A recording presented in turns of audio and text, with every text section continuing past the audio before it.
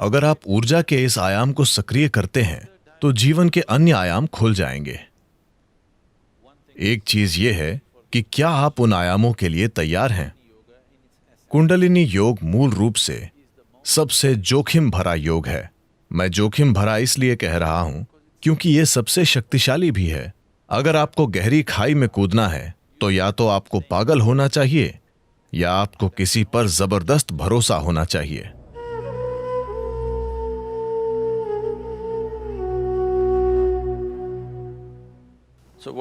तो कुंडलिनी क्या है? अभी मैं बोल रहा हूं, यह कुंडलिनी है। आप सतर्क हैं और सुन रहे हैं। अगर आप सतर्क होकर सुन रहे हैं, यह कुंडलिनी है। एक फूल खिल रहा है, वो कुंडलिनी है। एक कुत्ता भौंक रहा है, वो भी कुंडलिनी है। या दूसरे शब्दों में, अस्तित्व की मौलिक जीवन शक्ति को हम कुंडलिनी कहते हैं। अब सिस्टम के भीतर, मानव प्रणाली के भीतर, अगर आप इसे एक तरह के जीवन पैकेज के रूप में देखें तो यह जीवन का एक टुकड़ा है। जीवन का यह टुकड़ा एक खास तरीके से इस ऊर्जा की परतों के साथ पैक किया गया है।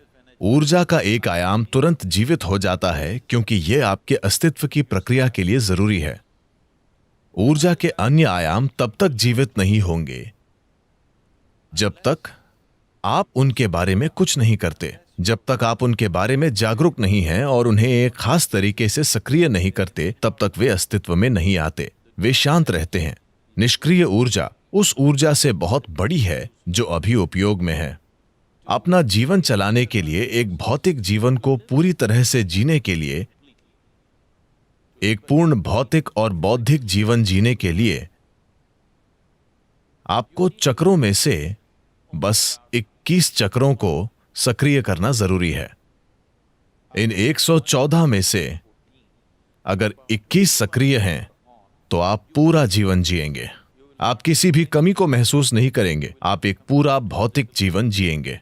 आपके जीवन में कोई समस्या नहीं होगी। आप सोचेंगे कि आप एक बड़ी सफलता हैं, लेकिन आप केवल 21 हैं, जो कि 21% से कम है। 114 में से 20% से कम। 20% से कम में भी आप बिना किसी कमी के पूर्ण जीवन महसूस करेंगे। जीवन का बाकी प्रतिशत वो किस बारे में है? अगर आपका इरादा सिर्फ अच्छे से जीने का है तो इसकी जरूरत ही नहीं है। अगर आप ऊर्जा के इस आयाम को सक्रिय करते हैं तो जीवन के अन्य आयाम खुल जाएंगे। एक बात यह है कि क्या आप उन आयामों के लिए तैयार हैं? सवाल यह नहीं है कि यह अच्छा है या बुरा। सवाल यह है कि क्या आप उसके लिए तैयार हैं। क्योंकि भले ही सबसे अच्छी चीजें आपके जीवन में आएं, पर आप उनके लिए तैयार न हों तो यह आपके लिए अच्छा नहीं होगा। आपके अनुभव में यह अच्छा नहीं होगा। अगर कुछ आपके पास तब आया जब आप उसके लिए तैयार नहीं थे, है कि नहीं? अगर यह सबसे बड़ी चीज हो तो भी, शायद यह सबसे बड़ी चीज हो, पर यह तब आई जब आप तैयार नहीं थे, तो यह अच्छी बात नहीं है ना? तो क्या आप तैयार हैं? यह पहला सवाल है। अगर आप तैयार हैं तो हम इसके लिए क्या कर सकते हैं? हम इसे कैसे सक्रिय कर सकते हैं? ऐसा करने के कई तरीके हैं, कई तरीके। लेकिन कुंडलिनी योग अभ्यास से लोग परिचित हैं? ठीक है। कुंडलिनी योग, मैं किसी पर टिप्पणी नहीं कर रहा हूं। कुंडलिनी योग मूल रूप से सबसे जोखिम भरा योग है। मैं जोखिम भरा इसलिए कह रहा हूं क्योंकि यह सबसे शक्तिशाली भी है। सबसे शक्तिशाली हमेशा सबसे खतरनाक भी होता है, अगर गलत तरीके से किया जाए तो। अभी दुनिया में कई प्रकार की ऊर्जाएं हैं। बिजली को भी कई अलग अलग तरीकों से पैदा किया जा रहा है। एक तरीका है कि हम इसे परमाणु रिएक्टरों के माध्यम से करते हैं। यह ऊर्जा उत्पादन का सबसे कारगर तरीका है जिसे हम अभी जानते हैं, लेकिन यह सबसे खतरनाक तरीका भी है ना? जब चीजें गलत हो जाती हैं तो वे गंभीरता से गलत हो जाती हैं। जब चीजें सही होती हैं तो ये दुनिया में ऊर्जा का उत्पादन करने का वाकई सबसे आसान और अच्छा तरीका है, परमाणु ऊर्जा। लेकिन जब ये खराब हो जाता है तो ये वास्तव में इस तरह खराब हो जाता है कि आप इसे ठीक नहीं कर सकते। कुंडलिनी योग भी ऐसा ही है। ये सबसे शक्तिशाली है, पर यह सबसे खतरनाक है। जरूरी तैयारी और मार्गदर्शन के बिना, विशेषज्ञ मार्गदर्शन, निरंतर मार्गदर्शन और देखरेख के बिना किसी को कभी इसका प्रयास नहीं करना चाहिए। पर समस्या यह है कि इस पर किताबें लिखी गई हैं और सभी उच्चतम योग करना चाहते हैं। कोई भी ए से शुरू नहीं करना चाहता, सब जी के साथ वर्णमाला शुरू करना चाहते हैं। यह रवैया अपने आप में ही खतरनाक है। जो शक्ति जीवन में परिवर्तन ला सकती है वो जीवन का विनाश कर सकती है, सिर्फ इसलिए कि जरूरी प्रतिबद्धता, समर्पण, ध्यान और समझ के बिना इसे किया जा रहा है। कुंडलिनी ऊपर उठने से, अगर कुंडलिनी ऊपर उठती है तो आपके जीवन के आयाम इतनी तेजी से बदलेंगे कि आपको बाहर भी जल्दी बदलाव लाने के लिए तैयार होना चाहिए, वरना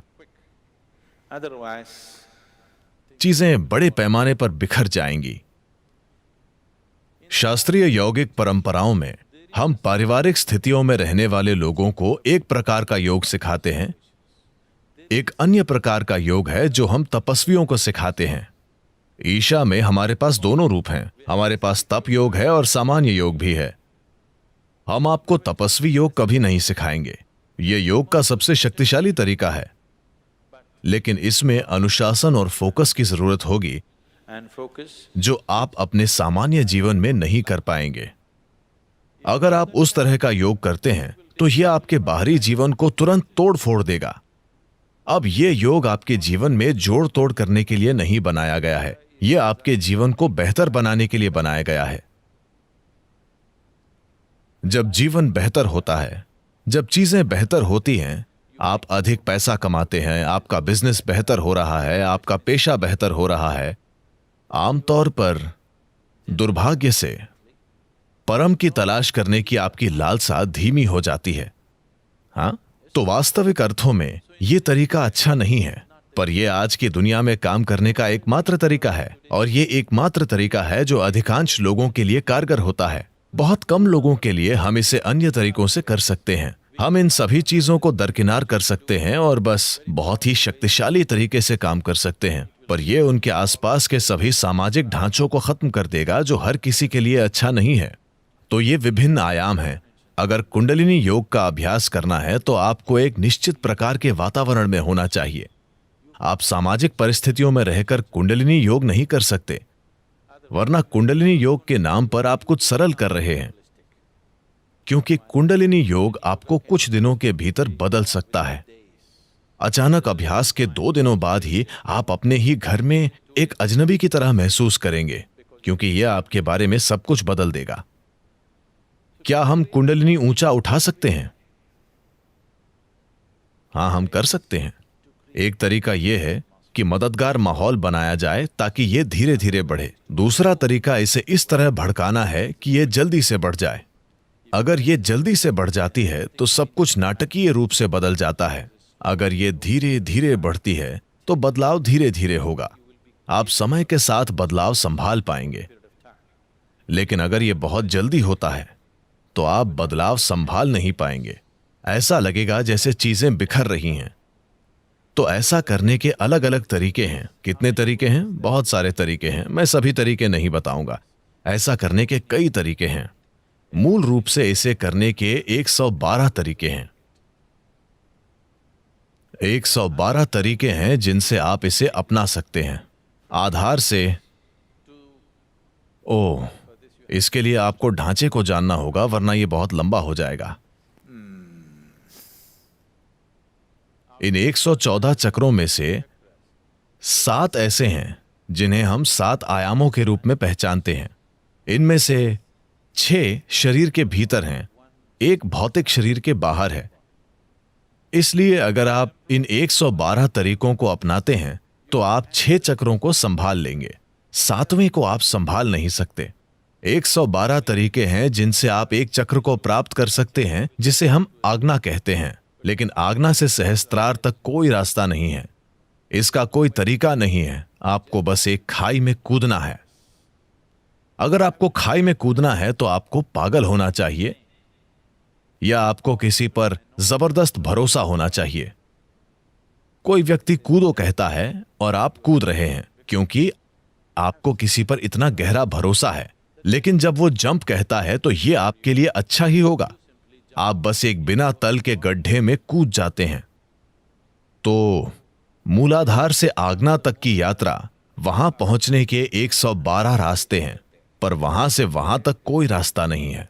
यह सिर्फ एक छलांग है। वो विश्वास में, भक्ति में या पागलपन में हो सकता है। चुनना आपको है।